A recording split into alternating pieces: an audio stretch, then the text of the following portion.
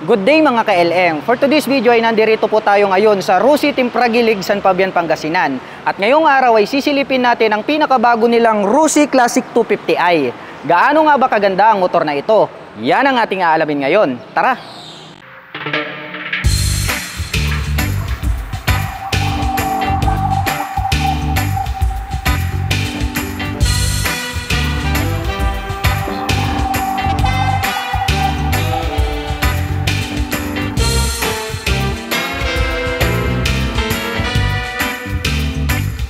At kung ang hinahanap mo sa isang motorsiklo ay classic semi-big bike ang datingan at the same time mayroong modern design, well, mayroon po tayo ditong Rusi Classic 250i.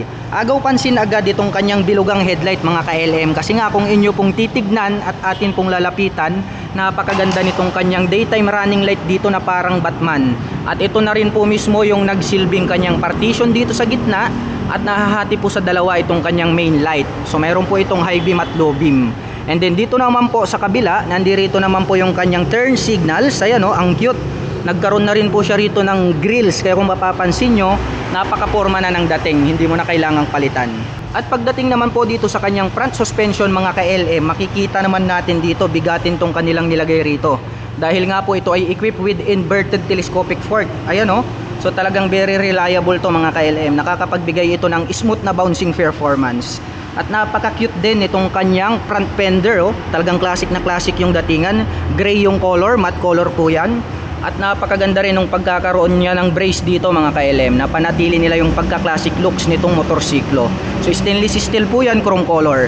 Nagkaroon din po rito ng reflector lights which is added visibility. At pagdating naman po sa kanyang braking system, nako, matutuwa kayo rito mga ka-LM. So equipped po ito ng dual rotor disc brake. Ayan oh. Meron na po siyang disc brake sa kabila, mayroon na din pong disc brake dito sa kabila. At equip po ito ng dual path caliper. Ganon din po rito sa kabila. Equip din po siya ng dual path caliper. So talagang napakaganda ng braking system nito, napaka-forma mga ka-LM. At the same time nakakapagbigay ito ng smooth na braking power kasi nga po naka dual rotor disc brake na siya. Pagdating naman po rito sa mga sukat ng gulong, ito po ay equipped with 110 by 90-17. At agaw pansin din itong kanyang semi-dual purpose pattern tires mga ka-LM. So ideal po ito pang on and off-road condition. So pwede po itong pan-travel mga ka-LM. At pagdating naman po dito sa kanyang meter panel display, ayan o, classic yung datingan kasi nga bilog pa rin yung design. So sa tingin ko is digital na po to mga ka-LM, pero hindi natin mapapakita sa inyo kasi nga po hindi po activated tong unit na to. Anyway, gumagamit po ito ng key. Pagdating po sa kanyang ignition, may lock na rin po yan for safety purposes. Pagdating naman po rito sa kanyang manobela, ayan o, naked handlebar. So napaka-cute, napaka-flawless ng dating, classic na classic. And then dito naman po yung kanyang left button, nandito po yung kanyang high beam and low beam, turn signal selector, at nandito rin yung kanyang horn. And then mayroon din po siya ritong placer. At dito naman po sa kabila makikita natin dito yung kanyang engine kill switch. Mayroon din po siyang on and off ng lights. At nandito po yung kanyang electric starter. At nandito po yung kanyang front brake. At dito naman po sa kabila yung kanyang clutch. At pagdating naman po dito sa kanyang timeless fuel tank, napakalaki mga ka-LM. So talagang napakaraming gas yung pwede nyong ilagay rito. Anyway, very unique yung dating nitong kanyang timeless fuel tank. Kasi kung mapapansin nyo, imbis na nasa gitna po itong tank cap, nandito po siya sa gilid. So stainless steel yan. At the same time dito po sa gitna, may makikita po tayo rito na Rusi emblem. So 3D emblem po to, chrome color, napakaganda nung dating. At nagkaroon po siya ng decal dito na silver, ayan. So nakapalibot po siya dyan. At dito naman po sa kanyang side cover, nakalagay po rito is Classic 250i. So kaya may i po rito sa dulo mga ka-LM kasi nga po ito is fuel injection na siya. So ang kagandahan po nito mga ka-LM, ito po ay nakakapag-provide at nakakapagbigay ng mas matipid na pagkonsumo ng gasolina. At the same time less emission na po siya dahil nga po ito ay fuel injection na.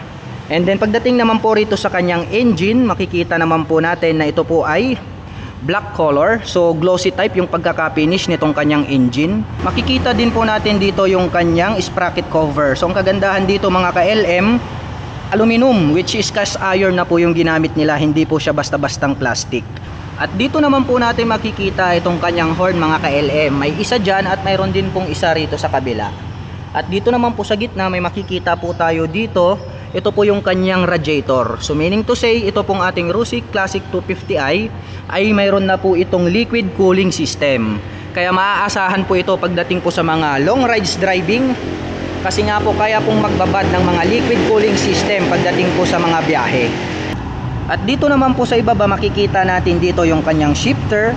Nandirito rin po yung pillion step para po sa ating rider. Nandirito rin po yung ating side stand and then yung ating center stand.